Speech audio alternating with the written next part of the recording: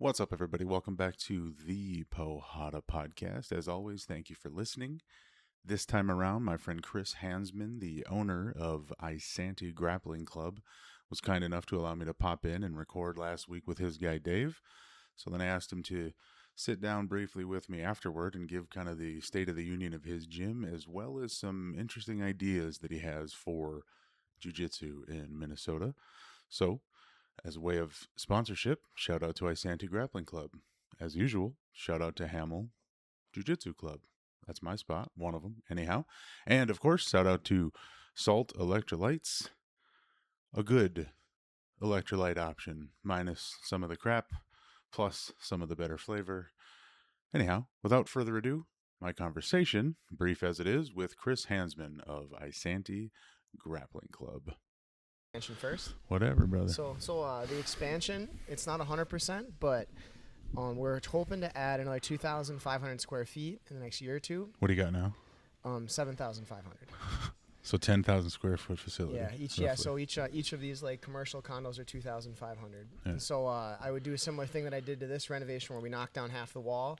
And so the dream is, I already talked to the city of Isanti, they have a liquor license. And so the idea is you could do like pro wrestling or mini wrestling or do jiu-jitsu events, with like adults, and then have kickboxing and boxing and potentially even MMA fights. So we would put a cage in where that wall is there, or a boxing ring. So my idea is you can come in, see the jiu-jitsu matches, or get an all-day pass and see everything. So like I just want to expand it into an event center if we get that addition essentially. But there's a couple things. That's fucking sweet. Yeah, in the background. And then also I think like making it a venue where MMA fights can happen at more of a reasonable rate, and like just creating more opportunities for everyone and athletes. That's essentially what I'm trying to do. Yeah, that's fucking sweet. Yeah. Also, it's one of those things when I first talked to you, it was close to happening, and now we've got a little bit of a hiccup, but still working towards that dream. But just in business and in life, sometimes things don't work out. But that is one of the next steps for IGC if we grow one more time. That's pretty cool, brother. And that'll help Ritsu too. Better venue for Ritsu. Better venue for, what do we call it? The Isanti Grappling the next Open? Event, the next event we got going, Ritsu's working with me, and Jose's working with me on a modified rule set, and this ties in really good to our future. So it's technically an IGC 5 on September 12th. Cost for competitors, $30 for one division. Pause. I'm sorry. I'm going to interrupt. Yeah. 5? Yeah, it's our 5th event. You've had 5 events here already? Yeah, just us. Just yours, not the Ritsu's. Yeah, this will be our 5th one. What year did we record? Like your just before September 4th. So it would have been of 2024. Holy shit! Get after it. Rocking them out. You got to. I love the events for my students. I love them for everybody, right? You know, like win or lose, the life experience you get from them is what I'm after. Because like if you play basketball or football, you get games. And that's one of the things that's rough with jiu-jitsu, like especially if you compare wrestling and jiu-jitsu. Wrestling, it's very cheap. The tournaments are $10 to $25, and you get matches, and that's constant. The constant matches. And we're missing that in jiu-jitsu, and that's why our September 12th event, I'm working with Ritsu, and we're using their rule set modified for overtime. And so I'm going to continue doing these modified events, because the dream for that is that in the school year 2027-2028, fall 27-28, I want to host the first state high school league no-gi state championships in fall. So there'll be 3 tournaments. 2 of them, you get basically points, and it will seed top 8 is what I'm thinking for each weight class. And then you bracket it, and it is single elimination the 3rd tournament. And then you get whoever the state champion is, like more of like our nice IGC belts that we've been doing, and then 2nd and 3rd will get a cool medal. But essentially then you give wrestlers, especially with our modified overtime, it'll be first takedown. So you got to put someone down for 3 seconds, whether it's their hip, they're on their back, or if you put them in turtle and you get behind them, we're going to give 3 seconds of motion. So if someone gets behind you, you can still stand up. Because what I want to see is like those 80cc style scrambles. I don't want just someone to win a little advantage and it be done. I want you to put someone down in overtime and stay true to combat sports. And if we're going to have a combat sport, like let's have the ending be something definitive that's actually following what would happen in a fight. Because at the end of a match, whoever takes the other person down is probably going to win the fight if we're actually adding in strikes. Right. And so I think that the element of this is it's a fall sport. It won't interrupt with wrestling. I'm trying to bring wrestlers into the sport because I want my jiu-jitsu people to go against wrestlers. And I want my wrestlers that compete to be able to utilize their jiu-jitsu a little bit more too. And then also you're creating this opportunity where someone can go and be the no-gi state champ and then go and maybe be a wrestling state champ too. So you get like 2 state championships in 1 year. So I'm going to be chasing all those like glory chasers and try to get them into the tournament. Right. Where do you stand with the Minnesota State High School League? So I've kind of done this? emails back and forth. They've done a lot of different new sports, right? Girls wrestling's very new. And that's blowing up. Huge. And there's like men's volleyball and stuff. So like if you provide kind of the framework and the basic rule set, that's really all they need. And so I've kind of been talking with Ritsu and Jose about the rules that we've been kind of modifying through Ritsu's because I really want to utilize Ritsu's rule set. I think it's really good. I just am changing the overtime rules. And then I'm allowing the straight ankle locks for our tournament. 13 and older can straight ankle because I think if you can do an arm bar, you can do straight ankle. Yeah. And you're just giving more, like, you know, now you can attack both legs, you can attack both arms, you can attack the neck with, you know, proper techniques that are legal.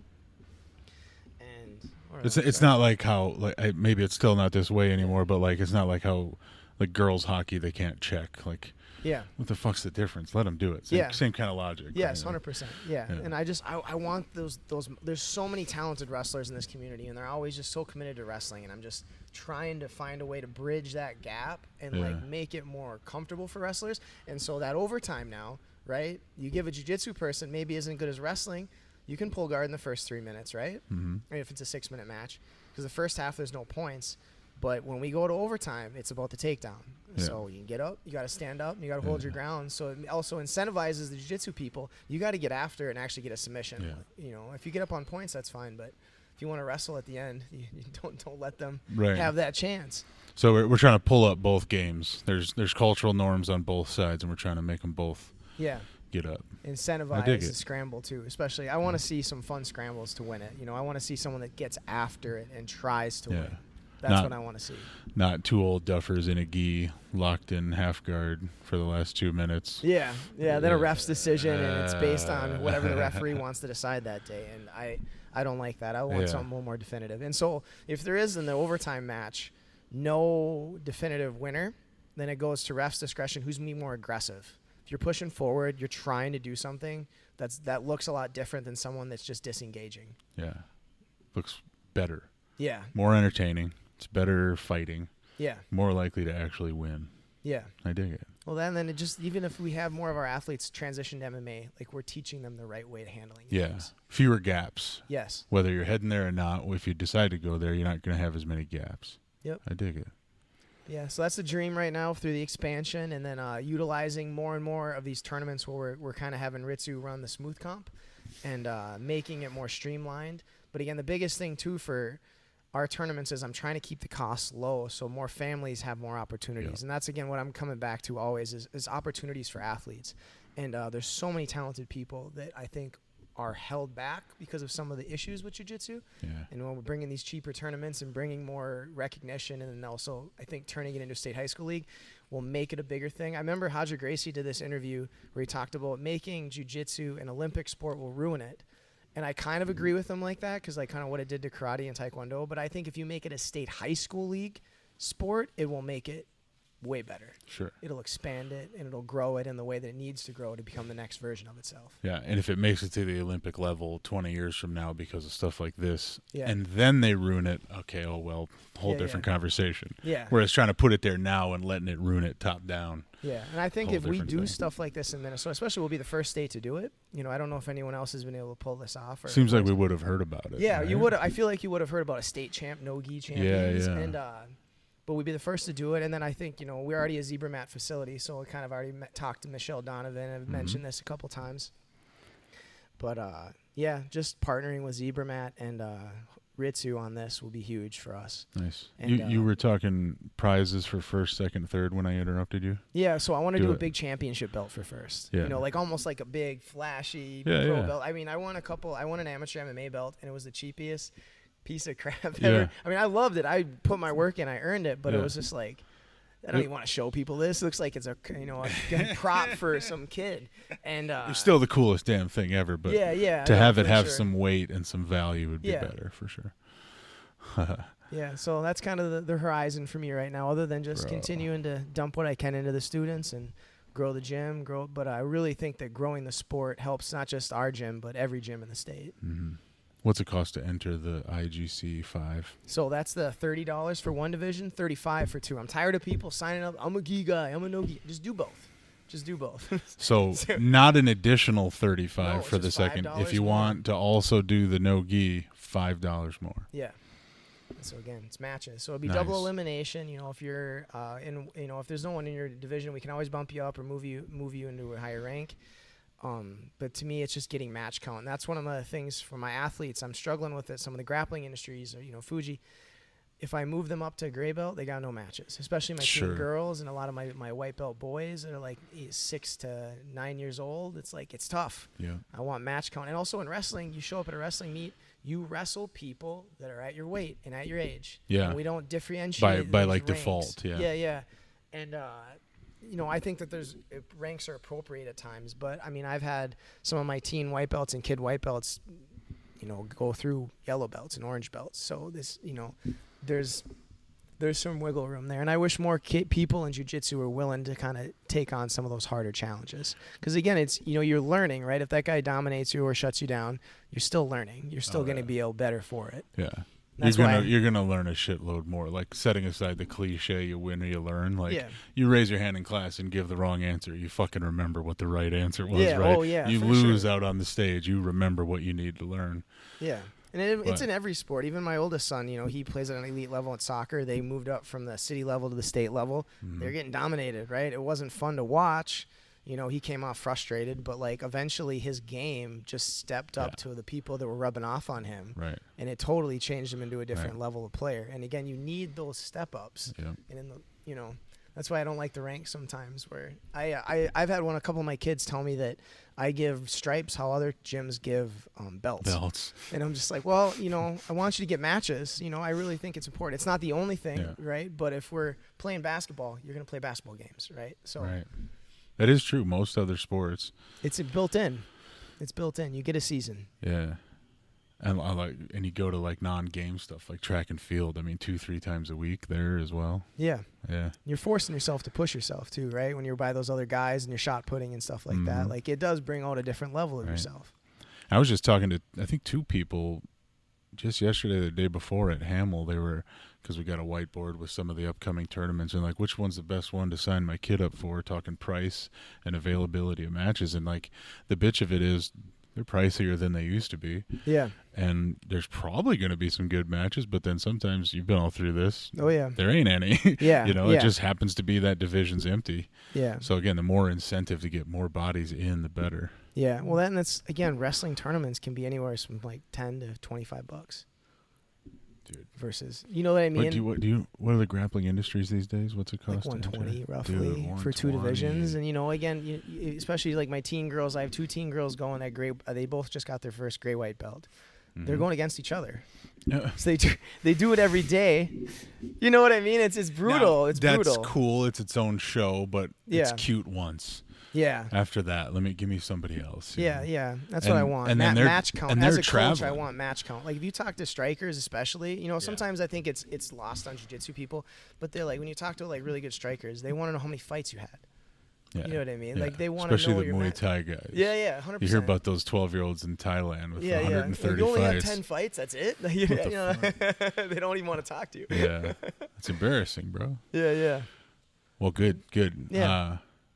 What else you got on your list for That was it. I really you wanted burned to through talk it, bro. Yeah, I just want to focus on, if we get the renovation, that's kind of what we leaning in towards, is trying to do multi-sport events, like all-day type things. And then, again, the pro wrestling. I think it'd be fun to do some pro wrestling events here and have some drinks. You know what I mean? Did you say little people micro wrestling? They call it micro wrestling? They probably are sick of me. I have harassed them so many times to do an event here. Yeah. Because I think it'd be fun. I just love it. I've gone to the awesome. local pro wrestling in Cambridge. They do it for the Special Olympics. They do a pro wrestling in Cambridge High School all the time. And I love them. They're so fun. My kids love them. I don't watch it on TV. I watch jiu-jitsu and soccer for the most part on TV. Yeah. But in a live event, it's fun. That's it's an way in-person funner. experience. Yeah. I don't think I would watch it other than highlight form, but I would show up here to see that performance. That's pretty cool. 100%. I dig it. Yeah. But just what else is going on? I was talking with obviously the Isanti Savage there a minute ago. He's talking about IBJJF Chicago in August. You got a big crew going out there. So right now I think we have potentially 3 of our coaches that are on the fence. I'm going. Well, that's not good leadership. Come on, boys. Yeah. Jump in. It's just one of them just to realize that Ragnar was a big run that they were going to do got canceled. So now they're like, ooh, they just told me today that they're going to be jumping in. The other 2 are just no one in their divisions yet. So it's tough to sign up again because that's like $200. Yeah, true story. $200 for nothing. Again, I had the same conversation at Hamel the other day. He's like, I'm looking at IBJJF, but there's no one in my bracket. Yep. I'm like, yeah, there's probably 6 or 8 other guys looking at it thinking the same thing. Yeah. Fucking sign up, man. Let's go. Yeah, I signed up a long time ago. I actually signed up. I was dealing with an injury, and I was like, you know what? I'll be healthy. We're doing it. And I've been able to keep it together. But yeah, so I'm competing. Nice. I have 5 in my no-gi, I think 3 in gi. And if my body holds up and I feel good, I'm going to want to try to do the absolute. And we'll just kind of see. I'm 37 now, so sometimes doing the absolute, I'm just going to play it by ear type thing. But with every year, the letters capitalize. The A was capital, the B is capital. Gets more and more absolute the older you get. Yep. But yeah, otherwise, we have a couple teens that are going. My 8-year-old's going. And it's just a tough sell too, right? Like a lot of the people who live in Isanti, we live out here for a reason. We enjoy the country. We have that rural, more touch to life. So I'll tell them, we're going to Chicago for an expensive tournament, and maybe you'll have someone in your bracket. It's a tough sell. It's a tough sell. I mean, I'm doing it just kind of the life experience of it. Mm-hmm. My 8-year-old's been doing pretty good in tournaments, and just trying to get him on a bigger stage and continue to desensitize him to big moments and big events and stuff. And yeah, just kind of build him up as an athlete. Don't we need more kids matches at the super fight events? I think Superfly and UCC? But it's a lot of pressure on kids. It's a lot of pressure. Okay, and I think that's good. I think that's good, but it can be wrong for the other things. Yeah. I think as an adult, my argument against not competing as an adult is what happens if you get put in a life or death situation? And that's pressure, right? That's real pressure. Sure. So pressure in a room, where there's padded rooms and there's a referee, I feel like it's not something you have to do all the time, but I do think that it's something that's making yourself uncomfortable. It's important, I think, to grow as an athlete. Again, it's not something you have to do all the time, and I'm definitely an example of that. I've taken long stints where I didn't compete for long periods of time, and but I still think it helps you grow. The question of what do you do when your adrenaline involuntarily explodes in your throat? Yeah. Because of the pressure or the danger or the risk of it. If you haven't felt it in a controlled, friendly environment, how's it going to go if it's ugly? I feel you. And I think that's been one of my advantages as an athlete. Basketball or football, I had the ball put in my hands a lot. And so, dealing with that as a team sport, but then doing MMA at a young age, too, for me, at this point, I'm just dead inside to big moments in tournaments. I just have an attitude. I'm never really upset about losing or win, I'm happy if I win, but it's more about I'm frustrated with myself if I don't perform well. Yeah. I don't care really about the win or the loss that much. Obviously we do, but then a day or two later and you're like, whatever. Why did I put all that effort in the game plan if the whole thing fucking falls apart? That kind of thing. Yeah. So that's been a gift of having a lot of pressure on me at a young age. I feel like it just numbs you in a way that can help your mind deal with it better. Dead inside. A little bit. This is. Yeah. I don't know. Sometimes I have some of my wins. I won my title fight and I did a little shoulder roll and smiled and just spit my mouth guard out. And I think there was a little bit of there was kind of not animosity with my opponent, but just a couple people were saying stuff in the sidelines. So I had something to say to him, and then I was just like, all right, got my belt, walked off, and I was kind of well, this belt sucks. Yeah. Nothing against Brutal. I loved the event. It was such a fun event. But he could have spent a little bit more on the belt. Hey man, fair talk. Fair talk. I guess I can kind of agree in the lack of nerves. Yeah. I ain't been nervous in a long time, partly because I super specialized for a long time. Yeah. For competition, picking up that shaped thing instead of that shaped thing. All right. Yeah. Business as usual. Yep. But in a fighting situation, in a grappling situation, maybe my nerves would kick in. I don't know. Yeah. Or maybe I'm just too dead inside to feel enough to compete. It's not for everybody. It's not needed. You'd be going against some gorillas, too. Yeah, bro, trying to hurt me. I know. I'm here for a good time. You can be wrist locks and Americanas. Yeah. Oh, stereotypes. Okay. Yeah. Sure. I remember John Hager came one day and I was in like a saddle position and I was inverting on him and he Americana'd me out of it. I'm like, what? I didn't know this was a problem. There you go. See, they're their own art form. They're their own art form. It's not always top side control. Yep. I dig that. Is that it? I think so. Them's the updates. I That's think it. the high school league idea is awesome. I'm glad you guys are doing well. I'm glad the gym's going to expand. That's fucking sweet to see so many gyms doing good. Like even since we first recorded, the number of gyms that have popped up and extra branches within their affiliations and stuff, it's fucking sweet. Yeah. Yeah. Just continue to grow. Continue getting your athletes on the mat. Compete. They don't have to win, but they'll get better. Other than I made this joke about you guys, MSMA and Ronin, like showing up with hay in your hair and Carhartt gear and stuff. Yeah. But you guys in MSMA, like the 25-year-old six-pack having juiced up jacked guys, and I don't mean steroids, I mean energy. Yeah. Like, you guys are growing something unique to you guys, it seems like. Yeah, for sure. Awesome. I remember Miss Lale sent a message to Tyler Benson. It was like, what is Chris feeding you guys up there? Because he competed against Aiden, too. Yeah, man. Yeah. I have those guys come in all the time. We had another guy come in on this week, Tommy. Never did jiu-jitsu, like 240-pound wrestler. Go have fun with him. Dude. Go have fun with him. Let me just sit down. He was just ripping lot. people's heads off from top side control because he didn't know what to do. I mean, again, he was a good wrestler, but he doesn't know jiu-jitsu yet. Yeah. But yeah, no, we have those. There's just those are one of the first things when you asked me about the market and Isanti, and I was like, we got a lot of big boys. Like, I'm not worried about it. For sure. Well, and I remember asking why grappling club and not why jiu-jitsu club, and you were like, trust me, bro. This scene out here is wrestlers and shit. Yeah. Well, we've had a couple of good, I think, Olympic level wrestlers come out of Cambridge Isanti, and there are a lot of collegiate wrestlers. And, I think our program maybe isn't what it was, in the last decade or so, but still producing top athletes. Yeah. And a couple of them have, even in the teenager years, like the 14, 15, 16-year-olds, that I'm aware of just from coaching soccer and stuff. A couple of them bounced to different school districts, but they were originally Cambridge Isanti wrestlers. Yeah. And so I don't know what it is about this area, but there's just so many talented grapplers, and it's just getting them to get into competition is what I'm trying to do. Well, and to the point, more space, more competitive opportunities. If you build it, they will come. Yeah, Field of Dreams right here in Isanti. Thanks, dude. Good update. Thank you. You the man. That was good. That was brilliant. Quick and easy. I love it. Yep.